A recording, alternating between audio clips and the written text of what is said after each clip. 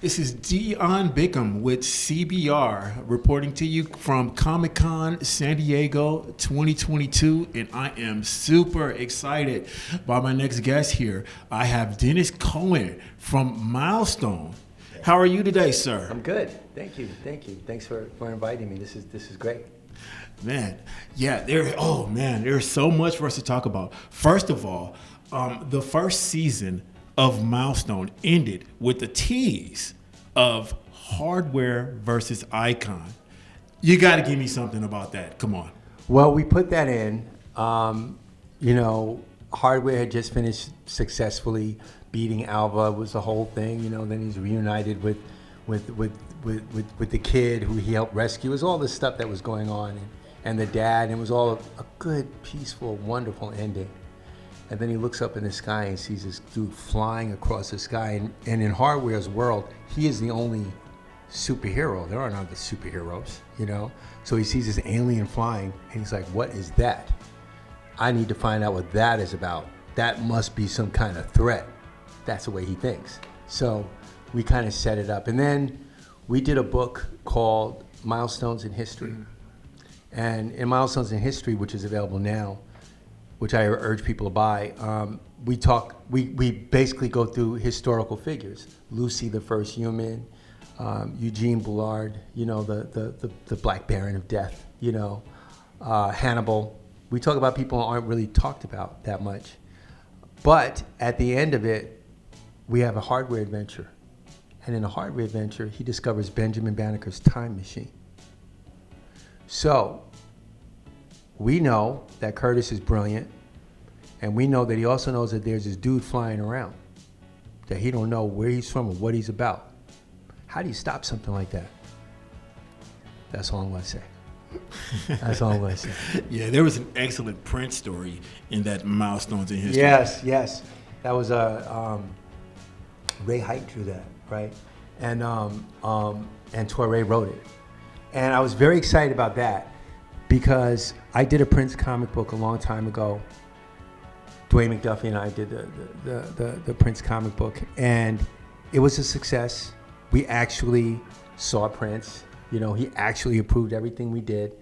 It was awesome. It was amazing. The fan response we got was great. Now we're going to do Prince again, and Ray Anthony Height's going to draw it, and Torre's going to write it, and it's better than what Dwayne and I did. And I was so upset. I'm like, this can't be this good. There's this one panel that Ray did where Prince has the guitar, it's strapped across his chest, and he's opening up his shirt wearing a Superman t-shirt underneath. And I'm like, Reggie and I are looking at this like, that is the most perfect image we have ever seen in our lives. That one image blew away my whole comic book. So yes, Prince is in it too. He's one of the people that don't get talked about a lot, but in comics, we did that one, but we got a chance to tell. And what we're talking about is his early years in that one, so it's a lot of fun. Yeah, that time he got booed off stage and all this stuff. So, he's great. Yeah, that was a great story. Yeah, that was excellent. Thank you. I want to ask you a little bit about Blood Syndicate. Yeah. That book has been absolutely amazing. We already got a glimpse of a few of the Blood Syndicate members. Do you have any idea who might be coming up in future issues that you can divulge? That I can tease. Well, I know eventually we want to bring back a lot of the characters that you know and love, right?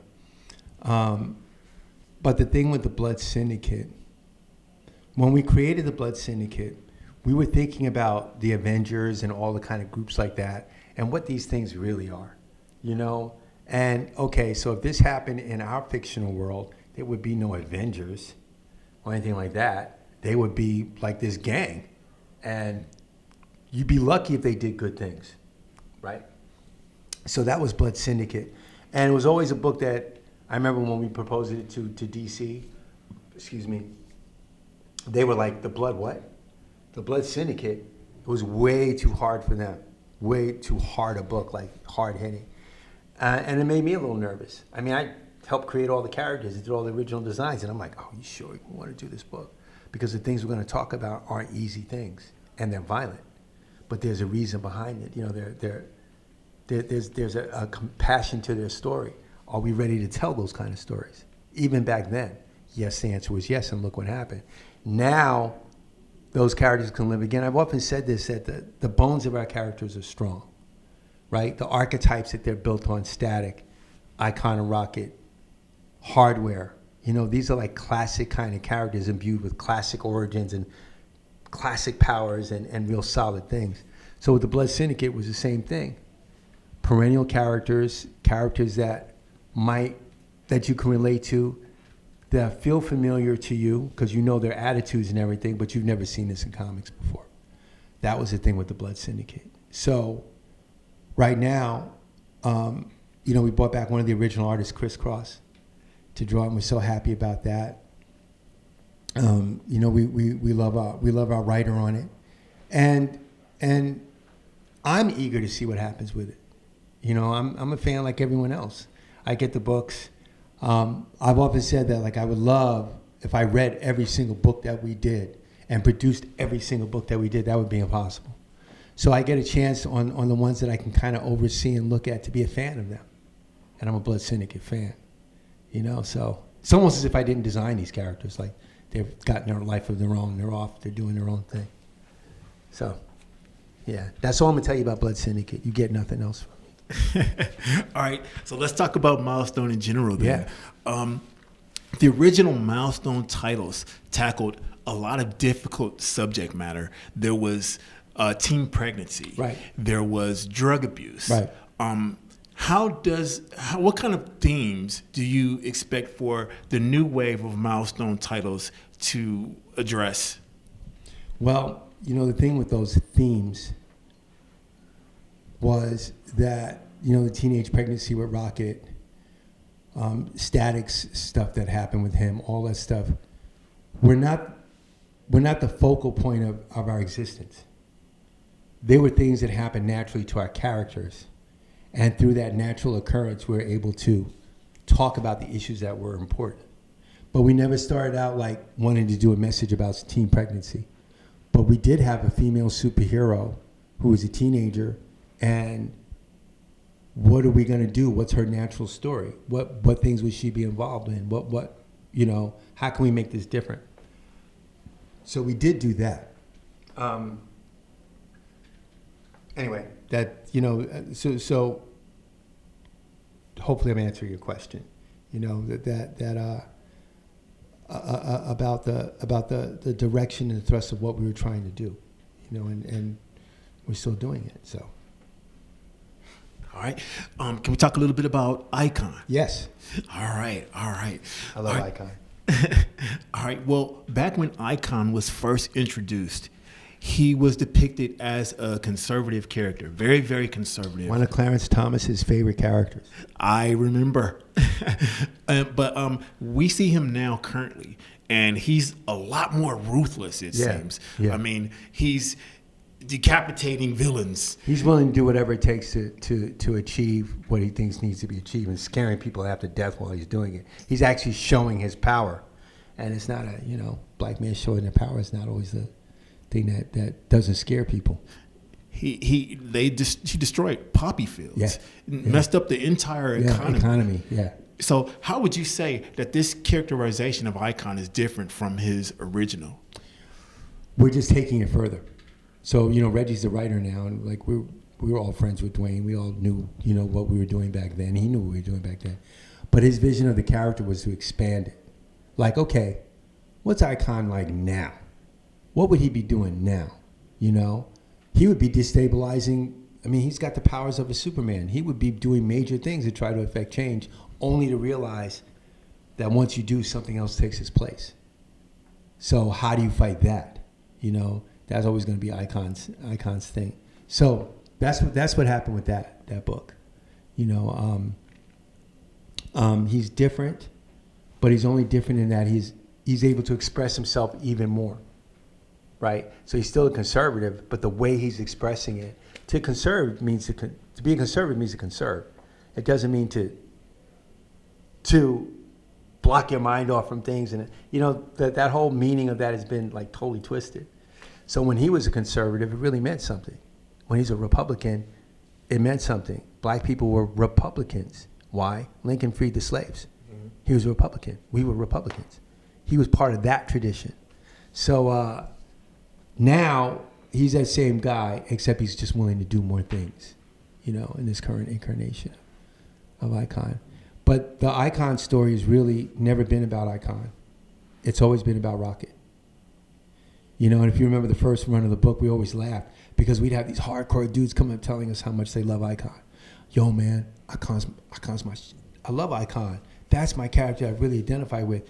And Dwayne and I would just look at each other like, dude, you are reading a girl's comic book. You're reading a black girl's comic book, right? It's written from her point of view.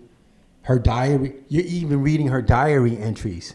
Like, dear diary, Icon and I did this today. And you're reading it like this, But that was the trick with Icon and Rocket. We were writing a girl's book, and just slipping one by people. And it was awesome.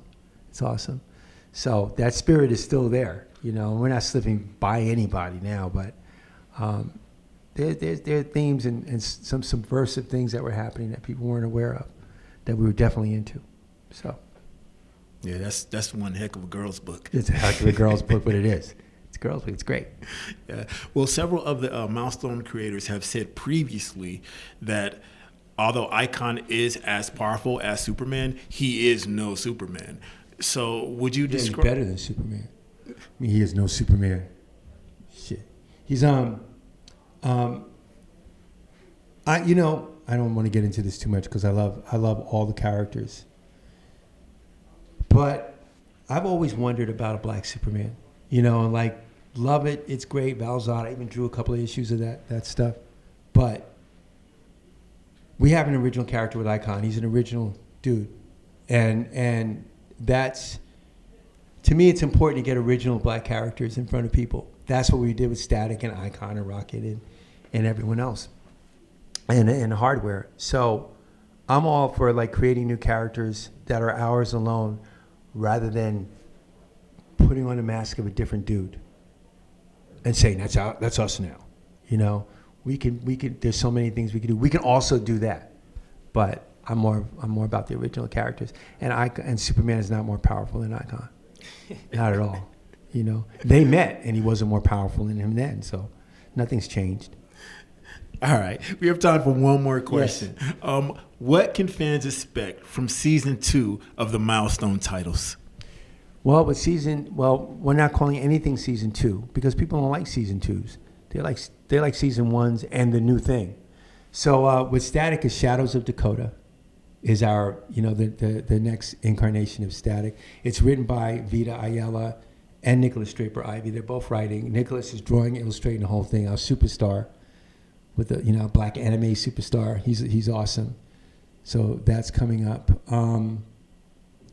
As we teased with Icon and in Hardware, there might be a big event that might happen because these two people are meeting that I really can't get into, but we're planning all that out now.